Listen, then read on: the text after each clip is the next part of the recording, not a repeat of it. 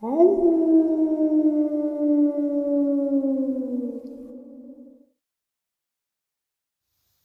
and salutations, everyone, and welcome to today's bonus upload. Before we jump into this upload full of just terrifying experiences, a couple links. As many of you know, I rely on Patreon, PayPal, channel membership, and the merch to help the channel to continue to grow and go. Links to Patreon, PayPal, and channel membership is in the description below. Merch displayed directly under the video. Also, Dogman Frightening Encounters, Volume 1 through 3, the audiobook versions. They were written and researched by Tom Lyons, narrated and produced by me, Jeff Nadolny. Those audiobooks are available on Audible, Amazon, and iTunes, links to which are also in the description as well. And finally, last but definitely not least, if you'd really like to help support the channel to continue to grow and go, simply subscribe. It doesn't cost you a cent. Click that like button, takes half a second. If you don't want to miss out on any of the informative uploads I put out daily, click that bell icon, and folks, please leave a comment. Why? Well, because these things really do help the channel to continue to grow and go. And yes, folks, they definitely do matter. Now, everyone, I have taken far too much of your time. Let's jump into today's bonus, shall we? Today's first part of the upload. This was told to me by my dad. First and foremost, my dad is not a believer in aliens, ghosts, Bigfoot, portals, or anything like that. But he can't explain this one away.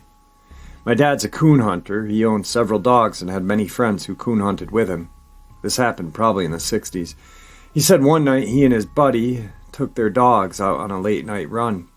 There's a small conservation area about 5 miles from our house with picnic tables and primitive campsites. A natural spring runs through the area. It's just an absolute beautiful place. He said they let their dogs out and were sitting on the tailgate of the truck listening to them run. He said they treed a coon, and he and his buddy walked to where they were. These dogs were highly trained to stay at the tree and would not leave until they got there. He said they got their dogs leashed up and started for the truck when the dogs started whining and whimpering, acting completely out of character. His big male hound cowered down and took off, breaking the hold my dad had on him. He said they heard a noise like nothing either of them have ever heard before. Mind you, these two men have been in the Missouri woods all their lives. He said it was a growling noise and they could hear footsteps circling them. Both of them had headlamps on and both of them tried to see whatever it was, but it kept out of the light. He said it started chattering like itself and stalking them. Took his gun he carried out and shot into the air a couple of times, and the stalking and chattering just stopped. He said they took the dogs and quickly made their way back to the truck. My dad's old male was waiting there for them. He said the dogs were acting so strangely, cowering and trembling. They got the dogs loaded up, and when they checked the time, over 2 hours was missing. He said the tree the dogs were at wasn't very far from the truck, so walking to them, getting the dogs and back to the truck would have only been 30 to 45 minutes at most. He said they never discussed it with anyone other than each other.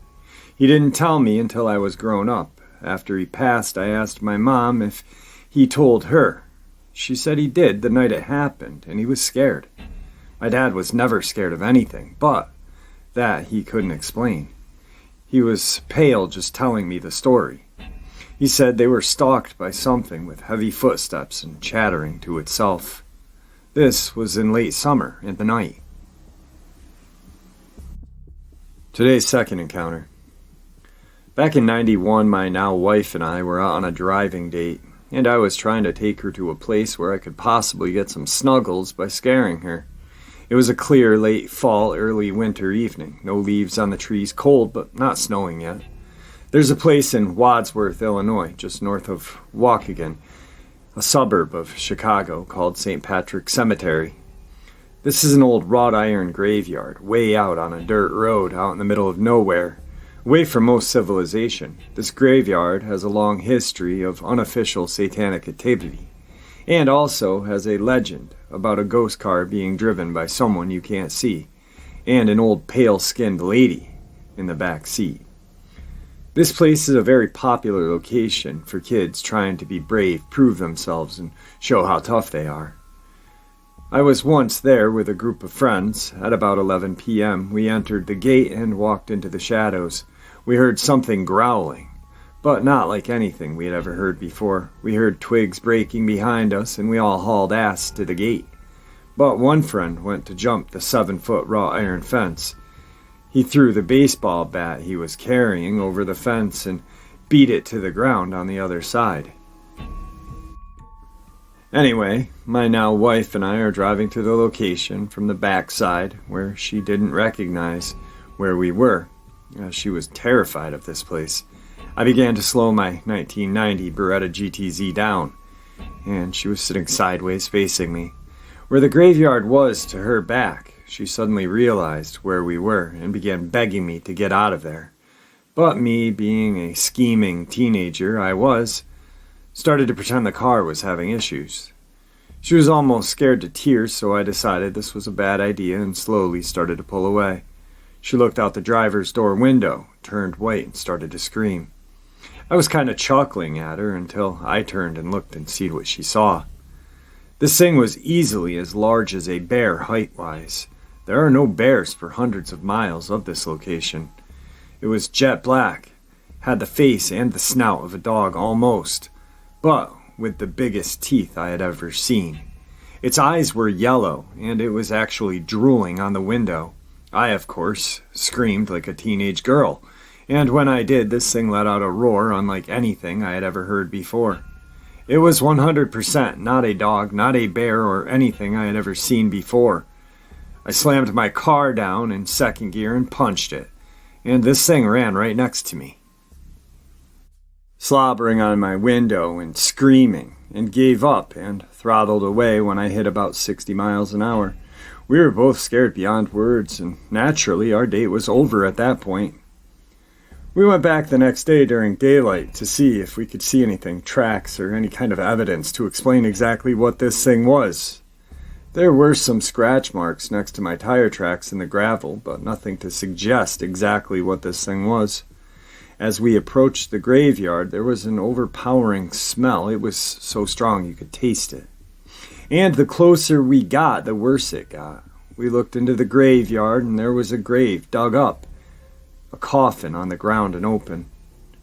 I've only told one person this story, a good friend of mine who has done a ton of research on Resurrection Mary, and almost world-famous ghost story in Chicago. He told me it sounded like a creature they call Hellhound. He spoke to his friend from England named Mike Hollowell, a prominent ghost hunter and researcher who used this story in his paranormal newspaper he published in England. He also agreed it sounds like a hellhound, and that we should never go back there again. We have since moved away, but go back to visit friends and family, and maybe, being a little older, we might go back there on a return trip and see what happens. Well, my view on this is, yeah, it could quite possibly be a hellhound, but is a hellhound just a mistaken identity of Dogman? I mean, what we know about Dogman is they love cemeteries. They love the soil, the stink, the rot. So I think my personal theory on this is that I believe that what they saw was definitely 100% a Dogman, misidentified as a hellhound. I think I love ghost hunting. I love paranormal. I love it all. But I think to be a all-around researcher, I think if you're a ghost hunter, I think you really need to kind of tap into the cryptid part of it as well. As I've said many times, it's connected. I mean, look at Skinwalker Ranch. You've got paranormal, you've got ghost activity, you've got cryptid activity, you've got UFO activity, you've got portal activity, satanic cult activity. It's all friggin' connected, man. And it all leads right back to one place: our government. Today's next third part of the upload is a another possible misidentification. Now, the reason why I say that is because I just interviewed a guy that works very close to the area that this encounter took place. And we all know it. We all know the Beast of Bray Road, the Dogman of Elkhorn. So, I don't know. I think there is a little bit of misidentification here. Check it out. This encounter happened to me and my daughter at about 9:40 on September 17th. We were traveling near Highway K and 167 near Holy Hill. I can only say the creature was maybe 4 feet tall, hairless, gray-brownish, and running on its hind legs. It seemed to brace for impact as my car barely missed it. The countryside surrounding Holy Hill has more than its fair share of anomalous activity. In 2006, a large bear-like animal with canine characteristics dragged a dead deer from the back of the county contractor's pickup truck. The authorities recorded the encounter as a Yeti sighting. It started a minor media frenzy, attracting Bigfoot hunters from as far away as California. Following the Bigfoot clamor, numerous eyewitnesses came forth with sightings of various strange animals ranging in the description of the infamous Bigfoot to an odd bear/wolf hybrid, the Dogman. Also is nearby Hogsback Road, an area that local teenagers claim is haunted by an even stranger cryptid, the Goatman. The Goatman is exactly what it sounds like, a strange humanoid with strange characteristics. This creature, while almost assuredly not a human/goat hybrid, could put someone in mind of the legendary creature, particularly with those very unsettling legs that seem to have a backwards bend at the knees. Stories of the Goatman have been told around Washington County campfires and in parked cars since about the late 60s. While the creature seems to be mostly an urban legend, creatures with a blend of human and goat attributes have been reported sporadically across the United States, with the oldest being from 1830 in Minnesota. She continues the description. Its elbow was set low on the arm. Legs seemed to be bent back at the knees like a dog. Muscles are very defined, thighs especially. I couldn't make out the hands because of the way it was running. I couldn't see the feet. I couldn't see past the car's hood.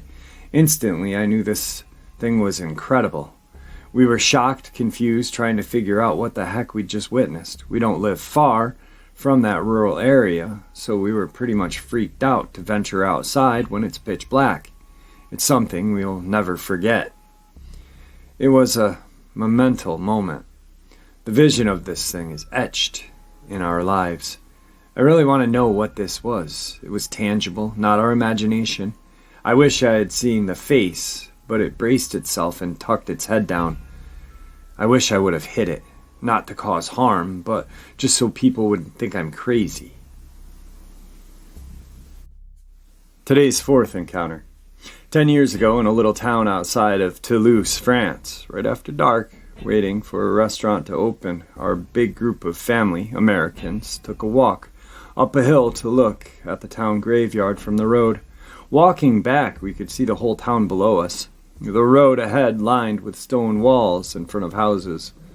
About 100 yards ahead, illuminated by the streetlight, I see this huge black dog-shaped thing leave our sidewalk, lope into the middle of the street, rise up on its hind legs, quickly scale, and disappear over an 8-foot stone wall. There were cars and bushes and gates to use for a visual scale, and this thing was tall, like 7 to 8 feet. Picture the werewolf from the film Prisoner of Azkaban. Yep, spot on. My family was chattering away about whatever, but I said, "Did you guys see that?" And my son said, "Oh yeah, that's a fucking werewolf." We walked by the spot a minute later and everyone was laughing at us, but screw that. I know what we saw. Today's final encounter. Arkansas, a man in Claiborne County says he and his friend came across a humanoid with a wolf-like head, Technician Chris Branch states that his next-door neighbor was the one to actually see the creature back in February. The man specified a location, but it will remain undisclosed in this because of privacy reasons. I've heard it move around, but haven't seen it yet. My buddy Dell one night couldn't sleep. It was around 2 in the morning. He said he had a strange feeling and went to check on his horse, so he grabbed a flashlight. The 33-year-old states. Reportedly, as he approached the horse, everything seemed normal. However, he adds, when he pointed the flashlight at the edge of the woods, he noticed an unusual shape. It was very close to the ground and very still, but he couldn't make out what it was until he got closer. So, at about 30 feet or so, he stopped and noticed it was moving, Branch explains. At first, he thought it was just a big man wearing black and digging his fingers in the ground, but as he spoke up, with a very loud voice, this thing stopped what it was doing, looked at Dell, made eye contact. He goes on to say that when his neighbor realized this was not a human, fear came over him. He backed away from this thing. He knew it wasn't a bear or a dog. He was more of a bodybuilder with a wolf-like head. The man says everyone in the area thinks he's crazy or he's on drugs, but that he also heard the creature moving at night. I've heard it growl and seen claw marks in the trees around. I know what I've heard, and Dell knows what he saw. This is no lie. Here's a little bonus for you guys, because you guys are so awesome, and I appreciate everything from you. There's a thing I remember that happened to a friend and I in our hometown in Florida. Where my friend lived, there was a patch of woods that went about 5 miles until it hit the town. Well, all I know was when we were 8, I managed to convince her to go into them as soon as her dad left for work because we weren't actually supposed to go out there. So we hopped over the fence that cut off the woods and her house. At first we had a blast exploring them because it was only about 6 and still light out. We were walking around goofing off, being brave.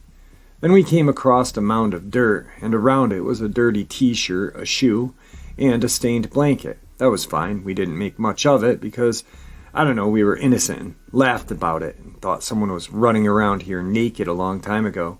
So we walked on and came across another pile, except this time it was made out of rocks and was like a cave.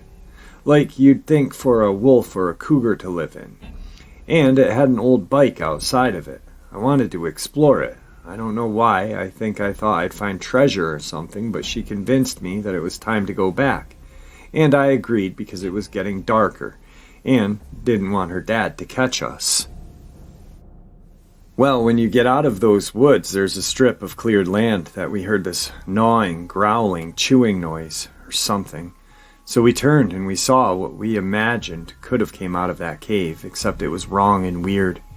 It was bigger than a wolf, thicker than a cougar. It was black, hunched over a deer and eating it. For some reason, we watched it even though we were scared. I think because it hadn't noticed us yet. Until it started lifting its head. Then we ran and scrambled over the fence and hid in her house. Her brother came back first and we told him about the clothes and the cave, but not about the thing we saw. It's been 11 years and we still haven't gone back out into those woods. I didn't even think what I saw was real as I got older because I had a big imagination until she mentioned it in front of her boyfriend and asked me if I still remember running from that a couple of years back. We hadn't talked about it since it had happened. I don't know. I guess it scares me that she, who is cautious and grounded, believed it and told the story like it was a normal thing to other people. All right, folks, I hope you all enjoyed this bonus as much as I enjoyed sharing it with you. I'd like to thank you all for supporting the channel. After all, it is your support that keeps this channel growing and going, and what makes it a place where people want and can share their experiences, ideas, and theories with no ridicule, no judgment, just treated with the respect that we all deserve. With that being said, stay safe, happy, healthy, and ever vigilant, keeping an eye on our children, pets, family, and friends. These creatures are real, they are out there, and they're dangerous. Share this information with the people you love and care about, and it may just help save their lives someday. Until next time, never stop asking questions, never stop searching for the truth, and God bless.